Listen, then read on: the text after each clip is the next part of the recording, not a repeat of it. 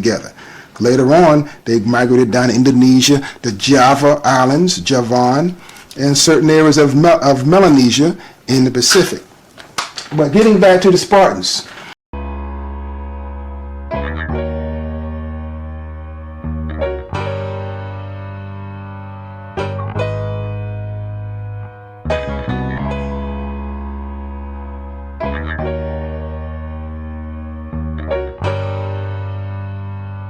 For more than glory, such mad hope.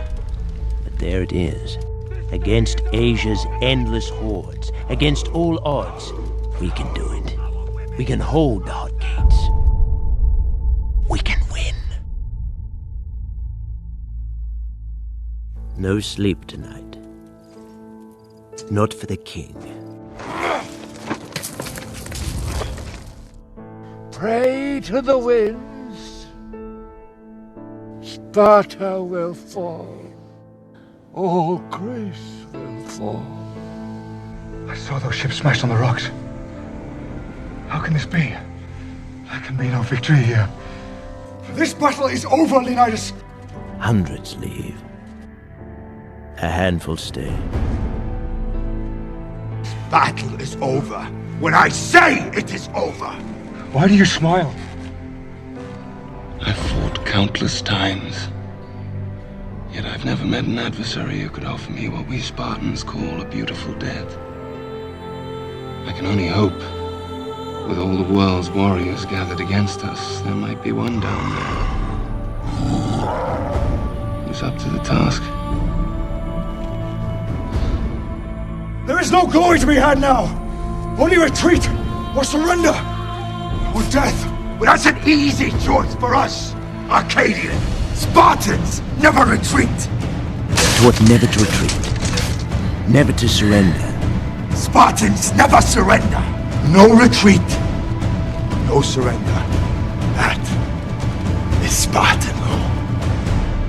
And by Spartan law, we will stand and fight. And die.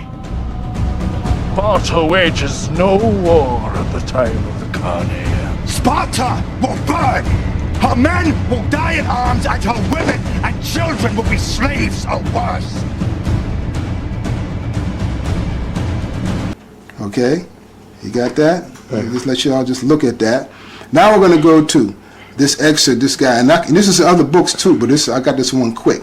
The Spartans used the Greek letter lambda, displayed on their shields as identification for their people. Lambda, L, was used as the Spartans to represent Lacedaemon, the home state of their people. So that's why I told you to be aware of these pictures. Look at the L, representing Lacedaemon, their founder and ancient leader of the Spartans, named after his wife, Sparta. You see? That's what the L represents. See the L right there? Lacedaemon, which is brothers, Spartans, brothers to the Jews, sons of Abraham. Let's go in this book, Oxford Bible Atlas, 3rd edition. Okay? Oxford, they're supposed to be smart people. They're supposed to be the ones that know everything. Oxford University Press. Let's go back here to this map. Get a little focus of that. This is ancient Greece. As you see, Lacedaemon, Sparta. Same thing, ancient Greece. See, it was also called Achaea. Achaea is the name of the ancient Greeks that fought against their arch rivals, the Trojans. Uh-oh, we're going to get a little deep. Who were the Trojans? Who were the ancient Greeks? What color should have Brad Pitt and the other guy should have been in that Trojan and ancient Greek battle for Helen? We're going to see that later on. You be the judge. Let's get another book. This is the same book right here. I'm going to go back into the maps. I forgot to show you this right here. Same thing. This is the same book, Annotated Bible with the Apocrypha. Map of ancient Greece, Sparta, Lacedaemon. Right there. Same thing. Same people. The Spartans, Lacedaemon. This is a colony. Like I read earlier, Solomon had many colonies throughout Asia Minor and the Mediterranean. Sparta was one of them. Okay, let's go into the Bible and see. In Ezekiel 27, 17, and 19. So we're going to go into ancient history and check out this whole thing in the Bible. Ezekiel 27, right here. 17. Judah and the land of Israel, they were merchants. They traded in the market wheat of Minnith, Panog, and honey, and oil and balm. Jumping 19. Dan also and Javan, going to and fro, occupied in affairs, bright iron, cassia, calamus, were in thy market. So Dan, right, one of the tribes of Israel, the 5th tribe of Israel, and Javan, right, were trading together. Javan is one of the sons of Japhet when you read Genesis 10th chapter. So they were in Europe at this time, and Dan was trading with them because Solomon has sent a contingent of Israelites with Dan running the show, and they colonized that land. Let's see where Javan is in the records. Okay? This is going back to the record book. Javan. Where is it at? Area of ancient Greece. Dan was coming from this land of Israel and had a colony in the land of Javan. Javan meaning one of the sons of Japhet who dwelt up in Europe.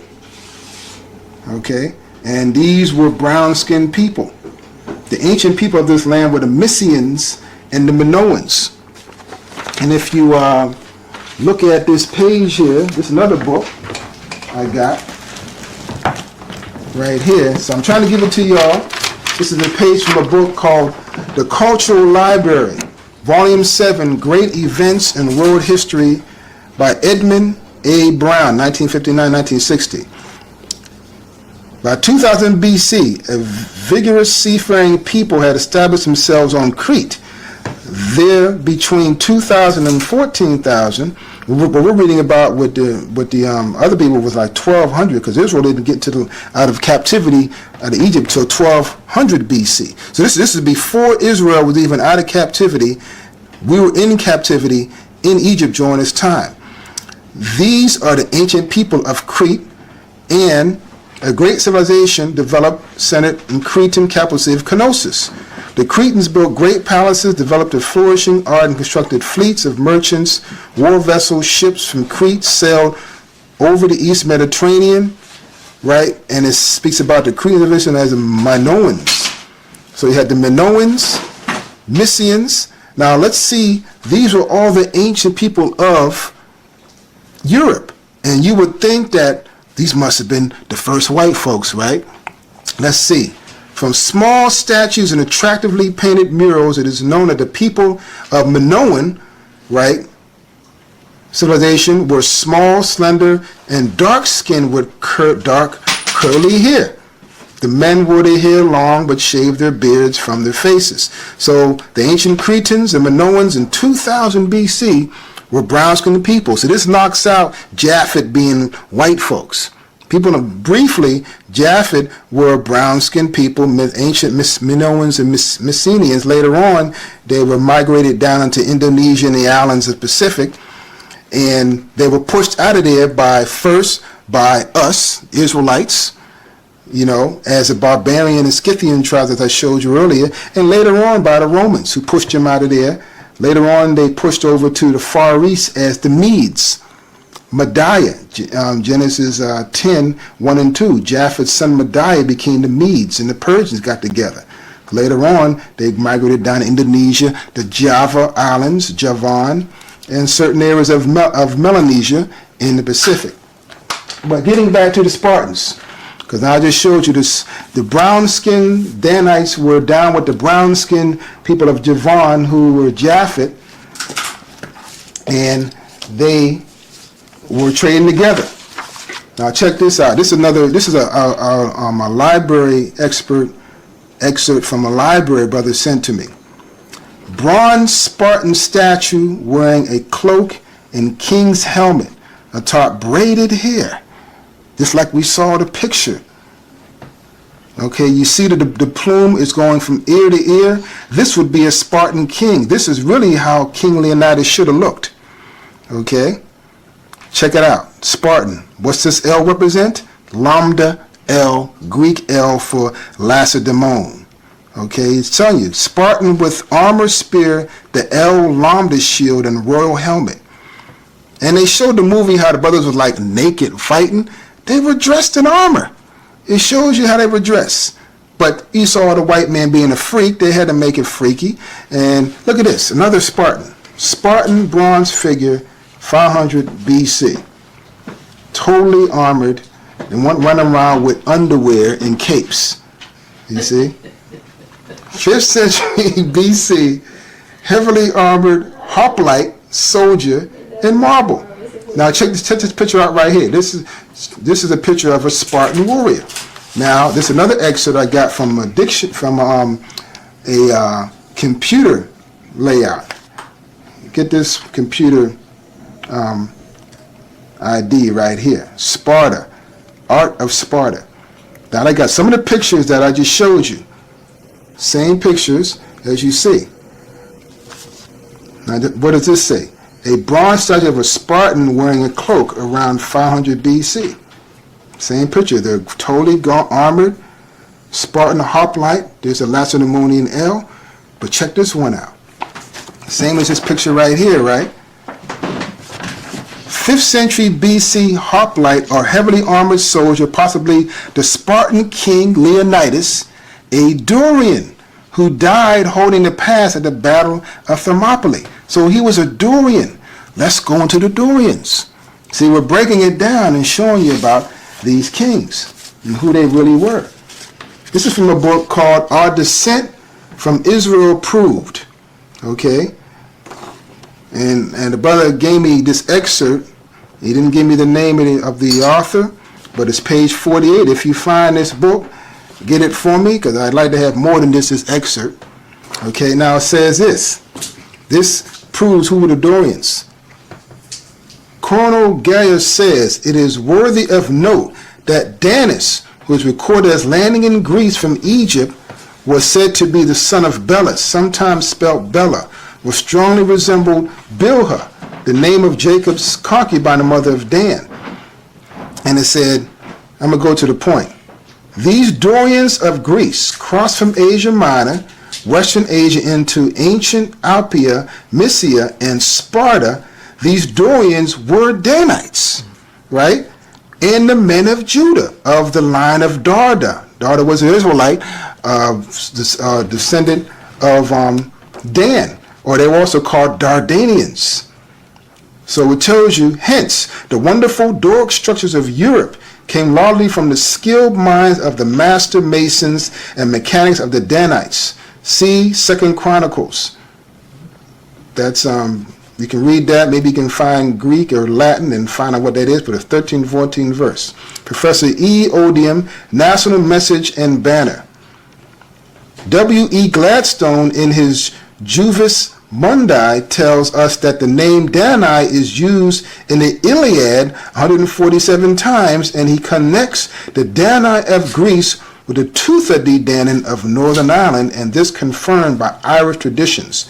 So we're showing you how the Dorians came in, conquered the Mysians, took them out, and they set themselves up, and they became known as the Spartans. Their leader was most likely Lacedaemon. But they were called Dorians, because you see Leonidas was called a Dorian.